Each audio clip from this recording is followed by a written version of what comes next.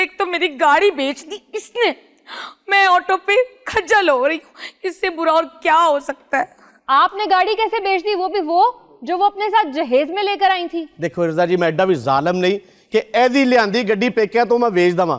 मैंने थोड़ी जी पैसे की जरूरत सी, मैंने कहा अपने पापा को थोड़े जे पैसे लिया, पैसे नहीं लैके आई तो मैंने मजबूरन गड्डी बेचनी पई। शर्म आनी चाहिए, लेकिन मजाल है कि शर्म तुम्हारे पास भी गुजरी है। तू ही इन्नी बड़ी है, शर्म तेरे तो अगे लंघेगी तो मेरे तक आएगी ना। पास से भी गुजरी हो। ਇਹੋ ਜਿਹਾ ਮੁੰਡਾ 3 ਵਾਰੀ ਕਿਸੇ ਦੇ ਘਰ ਰਿਸ਼ਤਾ ਲੈਣ ਜਾਏ ਨਾ ਤੇ ਜਿਹੜੇ ਕੁੜੀ ਦੇ ਮਾਪੇ ਹੁੰਦੇ ਆਪਣੀ ਕੁੜੀ ਨੂੰ ਭਾਗ ਕਹਿੰਦੇ ਪੁੱਤਰ ਜੇ ਤੇਰੀ ਕੋਈ ਪਸੰਦ ਹੈ ਤਾਂ ਸਾਨੂੰ ਦੱਸ, ਅਸੀਂ ਤੇਰਾ ਉੱਥੇ ਕਰ ਦਿੰਦੇ। मेरी बात सुनो बहन, अगर ये इतना निकम्मा था कि कोई कामकाज नहीं कर रहा था तो तुम्हारे वालिदैन ने तुम्हारी शादी इससे क्यों की?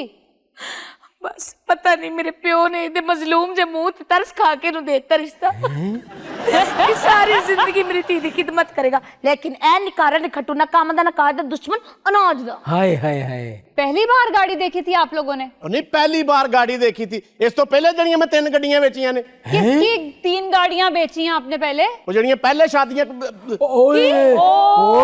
शादियां, हाय मैं मर गई, मैं लुटी गई, मैं बर्बाद हो गई। मैं रज़ा जी ये कह रहा था कि अमीर होने के सिर्फ 2 तरीके हैं। क्या हैं वो 2 तरीके? पहला तरीका कि बंदा अमीर घराने में पैदा हो, अच्छा, और दूसरा तरीका वेरी सिंपल, या उसकी शादी किसी अमीर घराने में हो। और मुबारक दे नू ਇਹਦੇ ਦੋਵੇਂ ਆਪਸ਼ਨ ਬਰਬਾਦ ਹੋ ਚੁੱਕੇ। ਜਿਹੜਾ ਤੁਸੀਂ ਸਾਈਕਲ ਨਾਲ ਵਿਆਹੇ ਉਹ ਵੀ ਮੈਨੂੰ ਪਤਾ ਹੈ।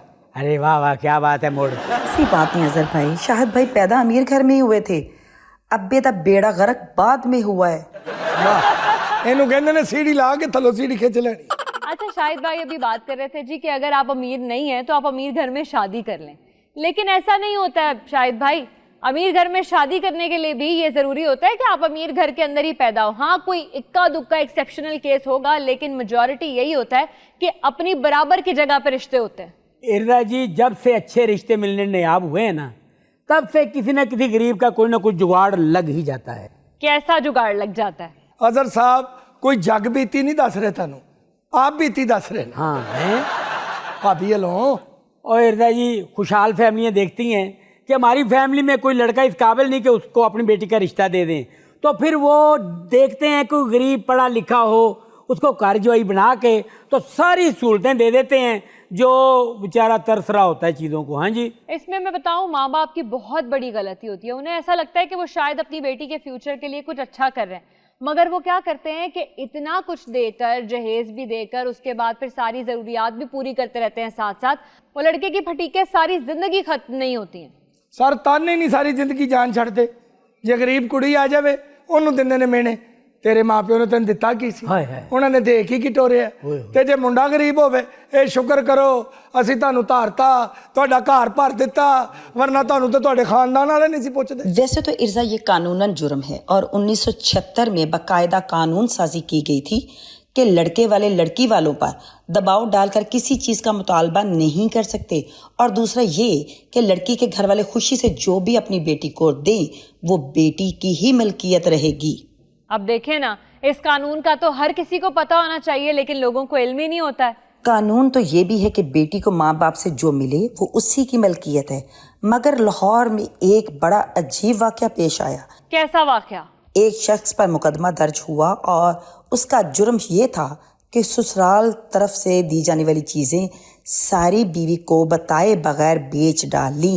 ओहो, वैसे इर्जा जी ते अजहर साहब कैसा शोखा निकलिया बच्चा हो। जी जी, ਵੇਖੋ ਸਹੁਰਿਆਂ ਨੇ ਗੱਡੀ ਦਿੱਤੀ, ਵੇਚ ਦਿੱਤੀ ਹੈ। ਇਹੋ ਜਿਹੇ ਬੱਚੇ ਨੂੰ ਕਮ ਸੇ ਕਮ ਸਜ਼ਾ ਉਮਰ ਕੈਦ ਹੋਣੀ ਚਾਹੀਦੀ ਹੈ। ओहो, ऐसे छिछोरे बंदे मैं देखे ने जी, सारी उम्र ख्वाहिशां दे पिछे हुंदे ने, ਗੱਡੀਆਂ ਦੇ ਪਿੱਛੇ ਦੌੜਦੇ ਨੇ, ਗੱਡੀ ਦੇ ਪੈਸੇ ਇਕੱਠੇ ਕਰਦੇ ਨੇ ਪਰ ਨਹੀਂ ਹੁੰਦੇ, ਔਰ ਆਖਰ ਤੇ ਉਸੇ ਗੱਡੀ ਦੇ ਥੱਲੇ ਆ ਜਾਂਦੇ ਨੇ। ਮੈਂ ਤਾਂ ਕਹਿੰਦਾ ਜੀ ਉਹਨੂੰ 2 ਆਪਸ਼ਨ ਦੇਣੇ ਚਾਹੀਦੇ ਨੇ, ਜਾਂ ਤੇ ਉਸ ਕੁੜੀ ਨੂੰ ਗੱਡੀ ਖਰੀਦ ਕੇ ਦੇਵੇ ਤੇ ਜਾਂ ਸਿੱਧਾ ਫਿਰ ਜੇਲ੍ਹ 'ਚ ਜਾ। ਵੈਸੇ ਸ਼ਾਹਿਦ ਸਾਹਿਬ, ਤੁਹਾਡੇ ਸਹੁਰੇ ਨੇ ਤੁਹਾਨੂੰ ਜੇਲ੍ਹ 'ਚ ਗੱਡੀ ਦਿੱਤੀ ਹੁੰਦੀ ਤੇ ਤੁਸੀਂ ਕੀ ਕਰਨਾ ਸੀ? ਸਭ ਤੋਂ ਪਹਿਲੇ ਤੈਨੂੰ ਥੱਲੇ ਦੇਣਾ ਸੀ। ਓਏ ਮੇਰੇ ਅੱਲਾ, आप लोगों का आपसी झगड़ा यहाँ पर शुरू हो गया है।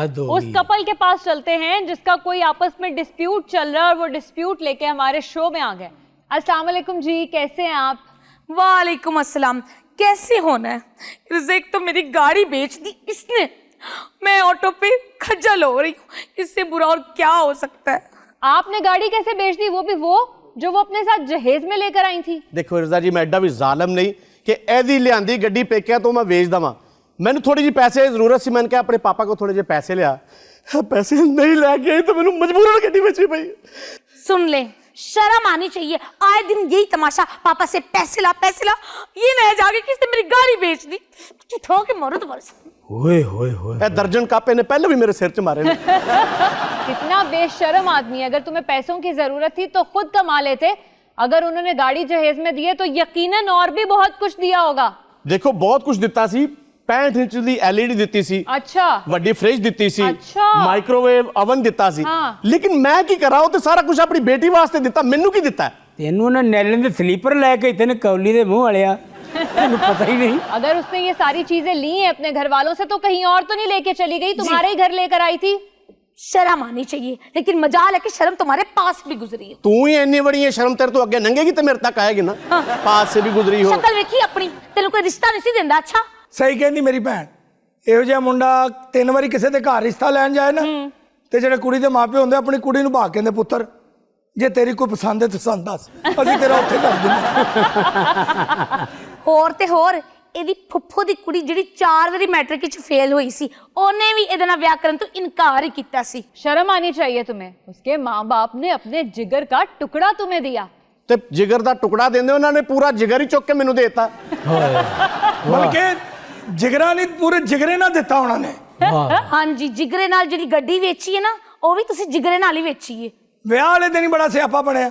4 ਬੰਦਿਆਂ ਨੇ ਡੋਲੀ ਚੁੱਕੀ, ਡੋਲੀ ਤੇ ਚੁੱਕੀ ਗਈ, ਉਹ 4 ਬੰਦੇ ਬਹਿ ਗਏ। ਭਾਈ ਨੂੰ ਹੁਣ ਤੁਸੀਂ ਮੇਰੇ ਮਜ਼ਾਕ ਉਹ ਬਣਾ ਮਰ ਰਹੇ ਨੇ। ਗਿਆ ਬਈ ਭਾਣ।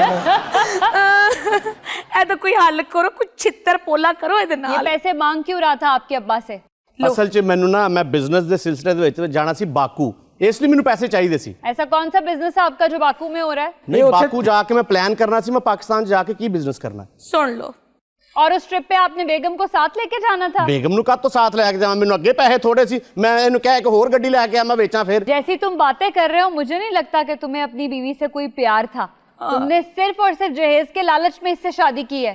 ਓਏ ਐਵੇਂ ਨਹੀਂ, ਪਿਆਰ ਦੇ ਪਿਆਰ 'ਚ ਤਾਂ ਮੈਂ ਗੱਡੀ ਵੇਚੀ, ਇਹਦੇ ਪਿਆਰ 'ਚ ਗੱਡੀ ਵੇਚ ਕੇ ਮੈਂ ਬਿਜ਼ਨਸ ਕਰਨਾ, ਮੇਰੀ ਵੱਡੀ ਸੋਚ ਹੈ, ਸਾਰਾ ਪਲਾਨ ਇਹਦੇ ਲਈ ਹੈ। मेरी बात सुनो बहन, अगर ये इतना निकम्मा था कि कोई कामकाज नहीं कर रहा था तो तुम्हारे वालिदैन ने तुम्हारी शादी इससे क्यों की?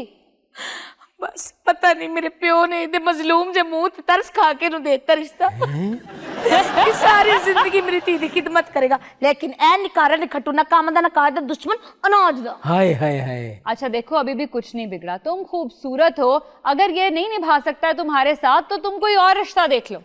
हाँ, इनू कह रही है, ओनू कह रही है। लड़की से बात कर रही हूँ मैं। हाँ अच्छा, बिल्कुल। इर्जाबाद जी, आप मेरी एडवर्टाइजमेंट चलाएं, शायद 2-4 रिश्ते ही आ जाए। ये बंदा इस काबिल है कि इसे इस वक्त वाकई मारा जाए पकड़ के, और इससे तकरीबन। पैसे निकलवा के लड़की का हक उसे वापस किया जाए। मैं तो वो लड़की और उसके घर वालों से बहुत खुश हूँ कि उन्होंने इस पर केस किया। भले उसकी जमानत हो चुकी है, पर ऐसे आदमी के खिलाफ कार्रवाई ना की जाए तो वो टुੱਟੇ ਛਿੱਤਰ ਦੀ ਤਰ੍ਹਾਂ ਇੰਜੀ ਵਧਦੇ ਚਲੇ ਜਾਣਗੇ। ਦੇਖੋ ਜੀ, ਤੁਹਾਨੂੰ ਆਂਦੀਆਂ ਨੇ ਗੱਲਾਂ, ਗੱਡੀ ਇਹਦੇ ਮਾਪਿਓ ਨੇ ਦੇ ਦਿੱਤੀ ਏ, ਤੇਲ ਜੋਗੇ ਪੈਸੇ ਕਿੰਨੇ ਦੇਣੇ ਸੀ? ਇਹਦੇ ਮਾਪਿਓ ਨੂੰ ਚਾਹੀਦਾ ਸੀ ਹਾਈਬ੍ਰਿਡ ਗੱਡੀ ਦੇਂਦੀ। ਅੱਜ ਕੱਲ ਤੇਲ ਵਾਰਾ ਖਾਂਦਾ ਕੋਈ? एक तो वो तुम पे एहसान कर रहे हैं, तुम्हें गाड़ी दे रहे हैं, तुम कह रहे हो कि वो तुम्हें अब तेल के पैसे भी दें। ਇਰਜ਼ਾ, ਜਦੋਂ ਪਹਿਲੀ ਵਾਰ ਮੈਂ ਇਹਨਾਂ ਦੇ ਘਰ ਦੇਜ ਵਿੱਚ ਗੱਡੀ ਲਿਆਈ ਸੀ ਨਾ, ਪੂਰੀ ਫੈਮਿਲੀ ਨੇ ਰਲ ਕੇ ਗੱਡੀ ਦੀ ਟਾਇਰ ਇੰਜ ਚੁੰਮੇ ਜਿਵੇਂ ਕਿਸੇ ਪੀਰ ਸਾਹਿਬ ਦੀ ਗੱਡੀ ਆ। ਇਹਦੀ ਮਾਂ ਉਹ ਵੀ ਸੁਣ ਲੈ, ਪੂਰੀ ਰਾਤ ਗੱਡੀ ਕੋਲ ਖਲੋਤੀ ਰਹੀ ਕਿ ਸਵੇਰੀ ਹੋਏਗੀ ਤੇ ਗੱਡੀ ਦਾ ਟਾਂ ਹਾਰਨ ਬਜਾਵਾਂਗੇ। ओए होए होए, पहली बार गाड़ी देखी थी आप लोगों ने? ਨਹੀਂ, ਪਹਿਲੀ ਵਾਰ ਗਾੜੀ ਦੇਖੀ ਸੀ। ਇਸ ਤੋਂ ਪਹਿਲੇ ਜਿਹੜੀਆਂ ਮੈਂ 3 ਗੱਡੀਆਂ ਵੇਚੀਆਂ ਨੇ, किसकी 3 गाड़ियां बेची हैं आपने पहले? ਉਹ ਜਿਹੜੀਆਂ ਪਹਿਲੇ ਸ਼ਾਦੀਆਂ ओए शादियां, हाय मैं मर गई, मैं लुटी गई, मैं बर्बाद हो गई। अपनी नवी गड्डी भी बिकवा। ਬਾਜੀ ਇੱਕ ਮਿੰਟ ਤੇਰੀ ਫੜ ਲਓ, ਮਿਹਰਬਾਨੀ, ਫੜ ਲਓ। ਨਾ ਮੇਰੇ ਕੋਲ ਚੁੱਕੀ ਨਹੀਂ ਜਾਣੀ, ਤੂੰ ਕੱਲੀ। आज मैं तेरा सिर खोल के जाऊंगा। ਇਹਦਾ ਮਤਲਬ ਹੈ ਕਿ ਆਦੀ ਮੁਜਰਮ ਹੈ। ਗੱਡੀ ਤੇ ਗੱਡੀ, ਗੱਡੀ ਤੇ ਗੱਡੀ ਵੇਚ ਕੇ ਓਏ। ਉਹ ਵਿਚਾਰੀ ਦੀ ਵੀ ਗੱਡੀ ਵੇਚਤੀ ਤੂੰ। ओए रेगुलर 3 ਗੱਡੀਆਂ ਵੇਚ ਚੁੱਕੇ हैं।